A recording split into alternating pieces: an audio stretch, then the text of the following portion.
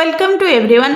जो मैंने टीचर्स होगा निमंते आशा रखी से छात्र छात्री मानी से एस्पिरेंट्स मानी गोटे भल न्यूज आसी न्यूज टी रही आमर केंद्रीय विद्यालय संगठन और नवोदय विद्यालय समिति तरफ केवीएस एंड एनवीएस तरफ एथिरे विभिन्न शिक्षक एंड अणशिक्षक पदवी निमंते नियुक्ति teachers and non teaching staff नियुक्ति निमंते रिक्रुटमेंट निमंते आपणकर यह नोटिफिकेशन टी आसी केंद्रीय विद्यालय संगठन केवीएस और नवोदय विद्यालय समिति एनवीएस पक्षर केंद्रीय माध्यमिक शिक्षा बोर्ड और केवीएस और एनवीएस विभिन्न शिक्षक अणशिक्षक पदवी में सीधा सड़क नियुक्ति योग्य भारतीय नागरिकों ऑनलाइन आवेदन आमंत्रण करुच्ची। प्रार्थी मान नियुक्ति संबंधी विस्तृत विज्ञप्ति आवेदन प्रक्रिया अन्य प्रामाणिक सूचना यथाक्रमे सीबीएसई केवीएस और एनवीएस केवल सरकारी वेबसाइट तथा www.cbse.government.in #KVS संगठन.in #नवोदय.gov.in परिदर्शन करने को परामर्श दिखाई।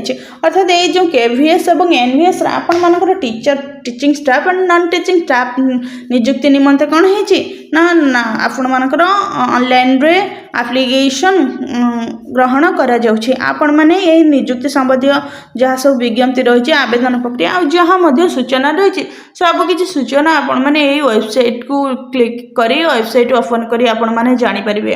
तो ये निमित्त ऑनलाइन आवेदन दाखल पाई पोर्टल 14 नवेम्बर 2025 रु आरंभ हो। अर्थात आपणकर नवेम्बर 14 ठारू ये पोर्टल टी ओपन होबो एवं नवेम्बर 14 पठारू आपण माने डिटेल्स जानि परिबे। एवं ऑनलाइन आवेदन दाखल रो शेष तारीख होछि 4 डिसेम्बर 2025 डिसेम्बर 4 मध्य आपणकर शेष होबो। तो यहाँ ही होछि आज तथ्य जो माने टीचर्स एस्पिरेंट अछंती एवं विद्यालय गणशिक्षा विभाग रे काम करबा को चाहुचंती जॉब करबा पई चाहुचंती निश्चित भावे सेमानक पई यहाँ गोटे खुशी खबर। जदि आपण मानको हम वीडियो टी भल लागि तेबे तले एपरि नुवा नुवा तथ्य जानिबा पई हम चैनल टी को सब्सक्राइब करंतु।